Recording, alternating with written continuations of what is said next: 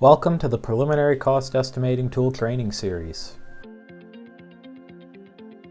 In this segment, we'll be taking a look at the pavement section.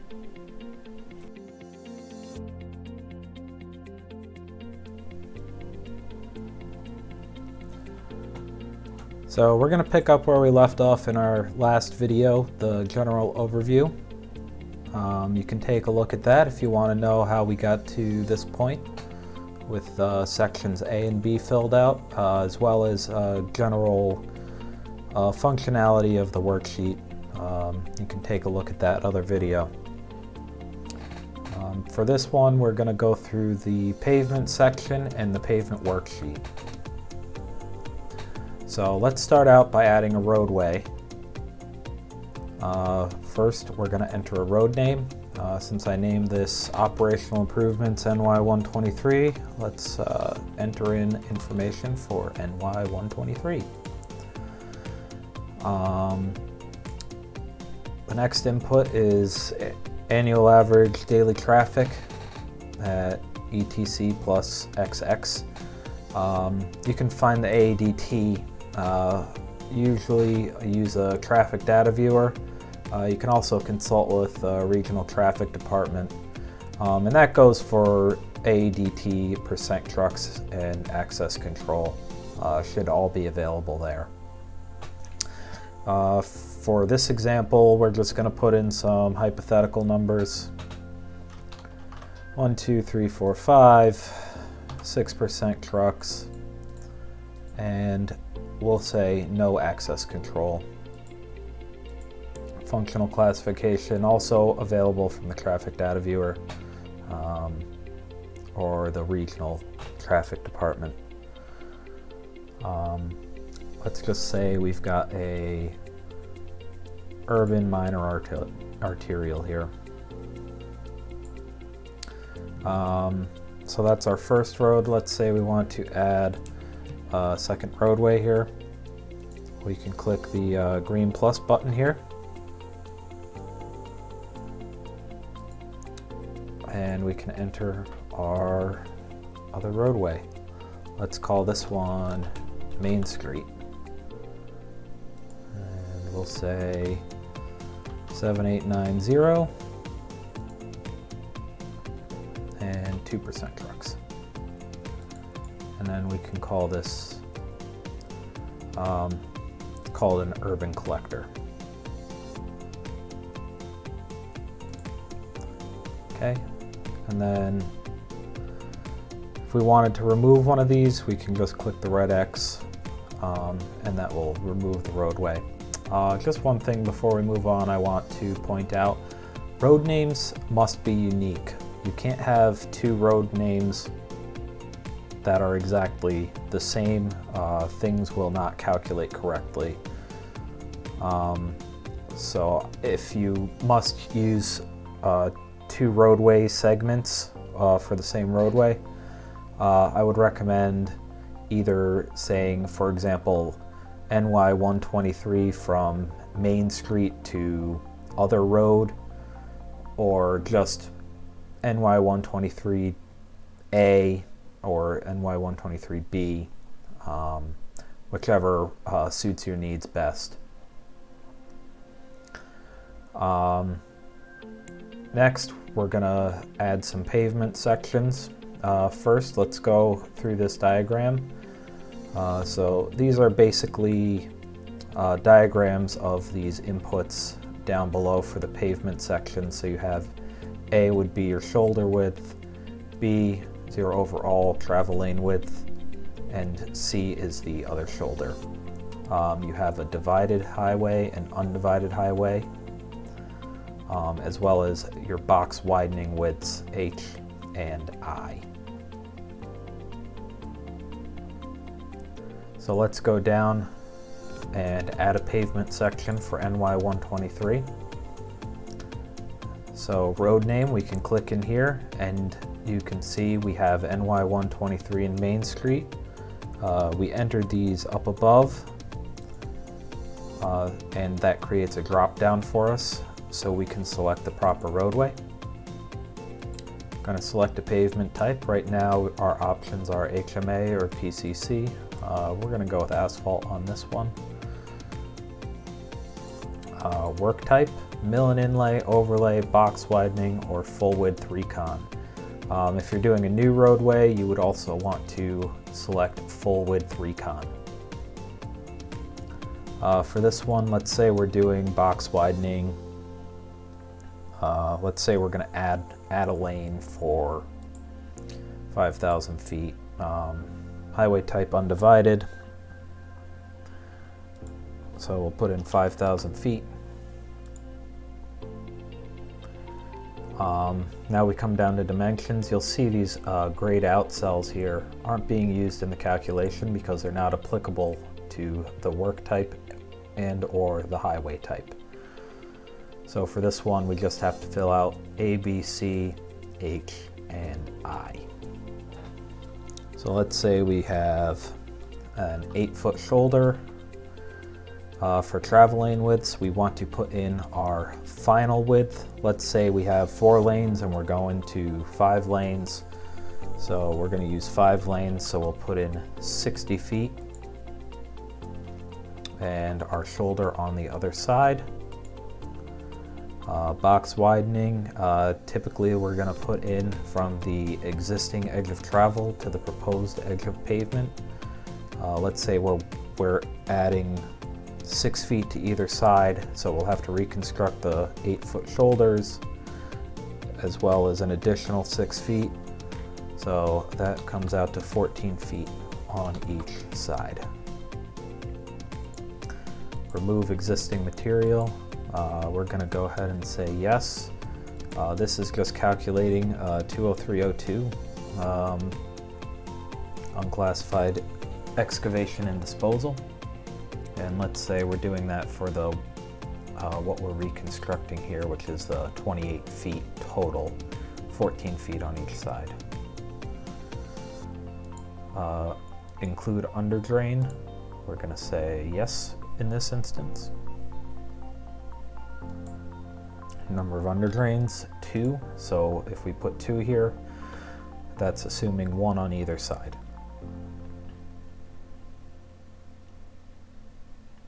And that's our first section here.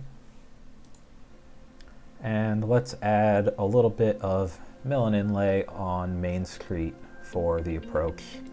So for the road name, we're going to select Main Street. HMA, work type. Let's go with mill and inlay for this one.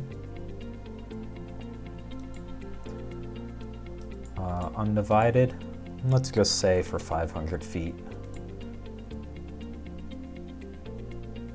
And let's say Main Street is just 2 lanes with 10-foot shoulders on either side.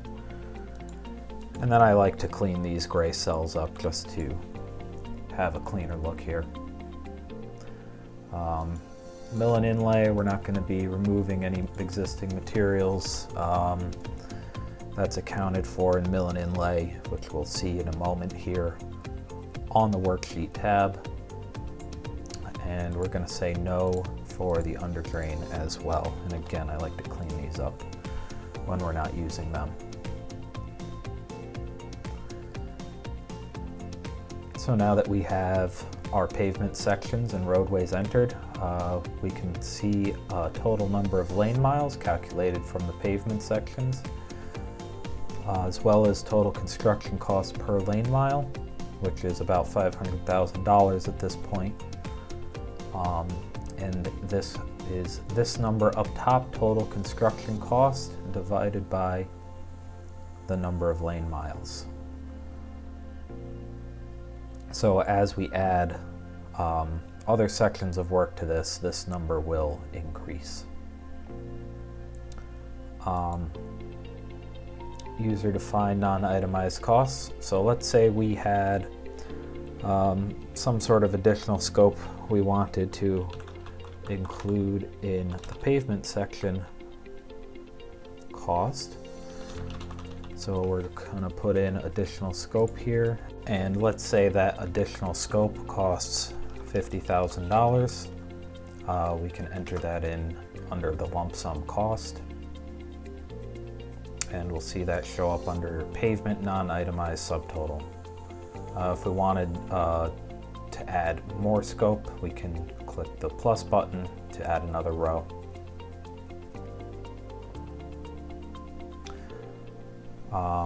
So for the pavement sections, just moving backwards a little bit here, overlay and full width recon operate in a very similar fashion. Same thing with the highway type. It's just the only difference is you'll have different inputs based on your selection. So now that we have our roadways and pavement sections filled out on the data entry tab, let's switch over to the worksheet tab for the pavement. So we'll see in here HMA mill and inlay area, HMA full depth area. So this is calculated from the sections that we put in on the cover sheet. And this is for NY 123. If we scroll down, we have our mill and inlay area for Main Street as well. If you had a CAD drawing with actual shapes that you can pull areas from for your pavement, you can also enter those in under override area for each of these various sections here, and that will update your quantities based on the area that you input. It is strongly recommended down here to consult with the regional materials engineer and input appropriate thicknesses and item numbers specific to the project you're working on. How this program works, it calculates pavement thicknesses based on a rough easel calculation from what you enter in under the roadways when you're filling out the roadways. And that's in accordance with the CPDM Chapter 4. Item numbers are also based on the information you put in when you set up your roadways, and those are also based on the CPDM, specifically tables 6-1 and 6-2. So this is really coming up with item numbers in a very broad sense, and it's not unusual for item numbers and thicknesses to vary from project to project. So it's really good to get buy-in from your regional materials engineer, and they can send you thicknesses and item numbers. And let's say they did that. Maybe they want 80 series top course and 2 inches here. So we can put in our 2-inch depth for our top course, and we can input the 80 series item number, and that will update accordingly. And that works the same for binder course, base course, concrete, and sub-base. As we move on down, you can see our pavement removal here as well. Removal depth, it will sum up your top, binder, base, and sub-base thicknesses to come up with a depth for that removal. In this case, it ends up being 21 inches, so it will assume that quantity for a pavement removal. Moving on to Main Street, you can see it only filled out the top course information here because we don't have any full depth. Maybe we want to, for example, use the same item number for the top course for Main Street as we did up above. So we can just copy and paste that item number so we have a consistent top course item number.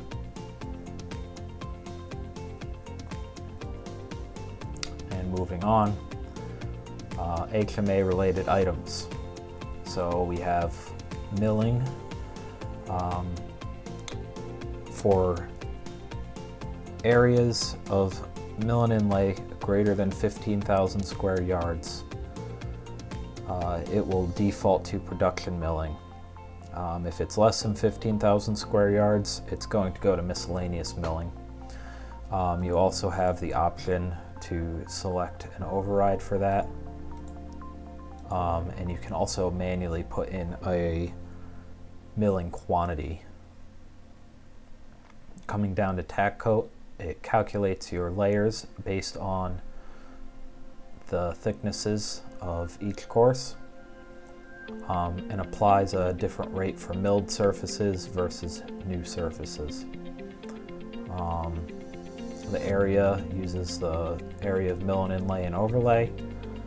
For new, it's areas of full depth to come up with those quantities. Next, we have pavement joint adhesive. Defaults to the standard item for that. And for the quantity, it will take the area of HMA and divide it by 12.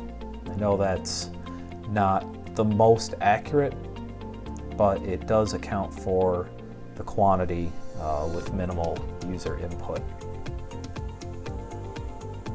You can feel free to draw the lines yourself in CAD or calculate them out separately and put in an override quantity here if you want to be more accurate with that. Next, we're gonna go to PCC related items.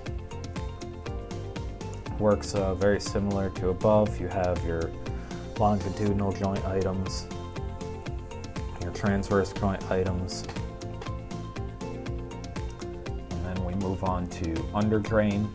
Calculates your pipe, your under drain filter, and your excavation.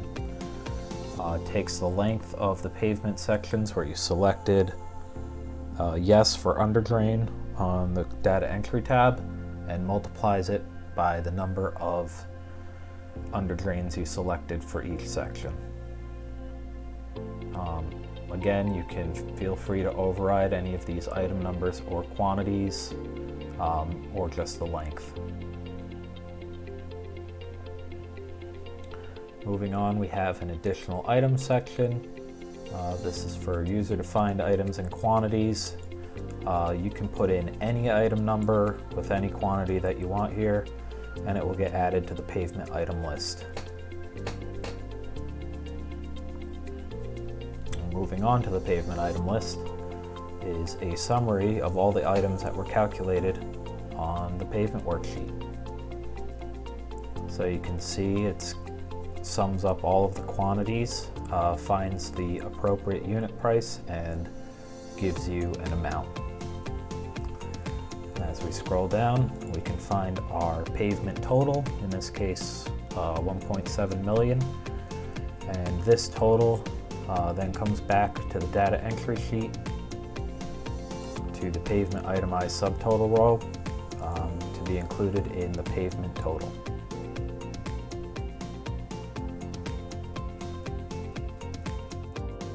And that concludes the pavement section segment of the Preliminary Cost Estimating Tool Training Series.